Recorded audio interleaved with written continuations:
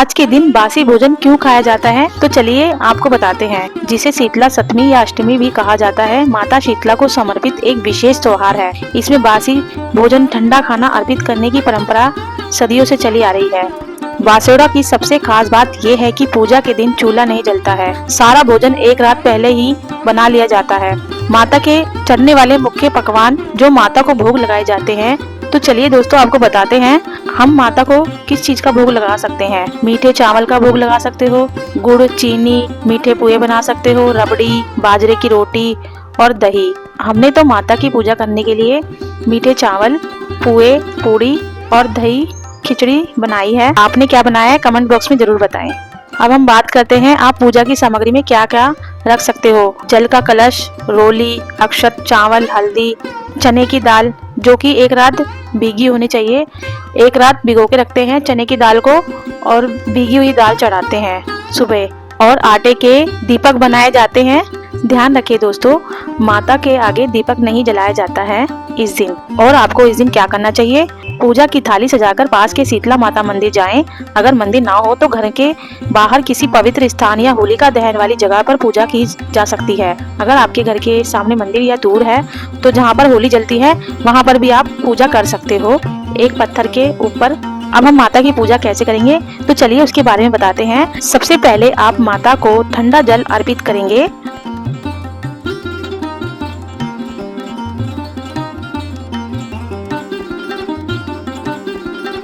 और उसके बाद हल्दी का तिलक लगाएंगे।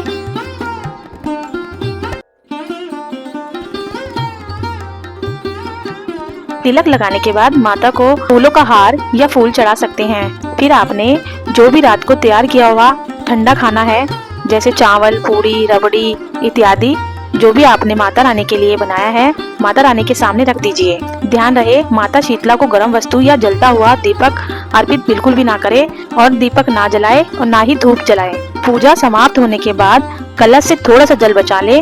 घर में वापस आकर उस जल को घर के सभी कोनों में छिड़के। ये माना जाता है कि इससे घर में बीमारियां दूर होती है। दोस्तों इस दिन भूलकर भी ये काम बिल्कुल भी ना करें। ना माता को ताजा भोजन चढ़ाएं। और इस दिन घर में ना ताजा भोजन बनता है और ना ही गर्म पानी से स्नान किया जाता है। परिवार के सभी सदस्य एक दिन पहले बना हुआ ठंडा भोजन ही प्रसाद के रूप में ग्रहण करते हैं।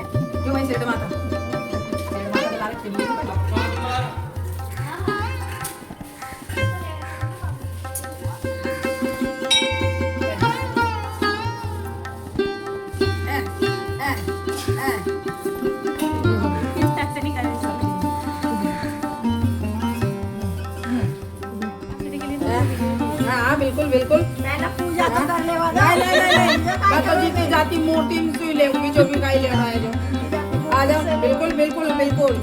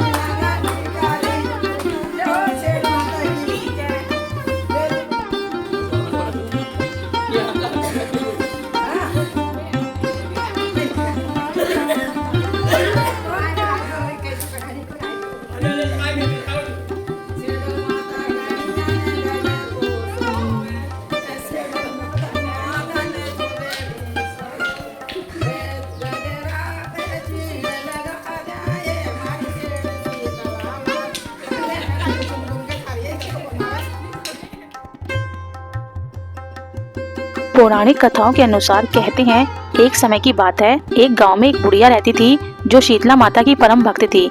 वह हर साल नियम से बासुड़ा का व्रत रखती थी और माता को केवल ठंडा भोजन अर्पित करती थी। वह खुद भी उस दिन ठंडा खाना खाती थी। एक बार पूरे गांव में भीषण आग लग जाती है। आग इतनी भयानक थी कि देखते देखते पूरा गांव ही जलकर राख हो गया था।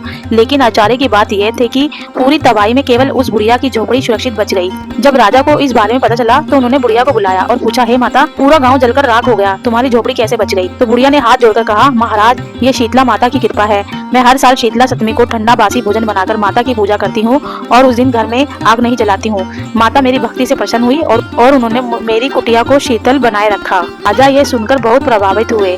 उन्होंने पूरे राज्य में ढिंडोरा पिटवा दिया कि हर साल चैत्र कृष्ण अष्टमी या सप्तमी के दिन पूरे राज्य में शीतला माता की पूजा होगी, बासी भोजन का भोग लगेगा और उस दिन किसी भी घर में चूल्हा नहीं जलाया जाएगा। दोस्तों, क्या आपको पता है माता शीतला को चेचक और अन्य बीमारियों की देवी माना जाता है।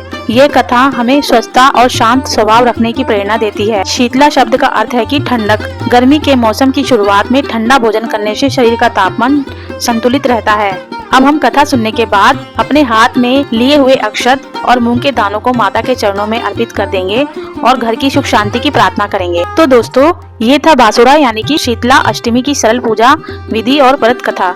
याद रखिएगा, माता शीतला को केवल ठंडा भोजन की ही प्रिय है, जो हमें गर्मी के मौसम में शांत और स्वस्थ रखने का संदेश देता है। अगर आपको आज की ये जानकारी और कथा पसंद आई है तो वीडियो को लाइक जरूर करें और हाँ, हमारे परिवार और दोस्तों के साथ इसे शेयर करना ना भूले ताकि वो भी इस पावन विधि को जान सके। कमेंट में जय माता शीतला लिखना ना भूले और ऐसी ही और धार्मिक और सांस्कृतिक जानकारियों के लिए हमारे चैनल को सब्सक्राइब कर ले। तो मिलते हैं अगले वीडियो में, तब तक के लिए शुभ बासेड़ा।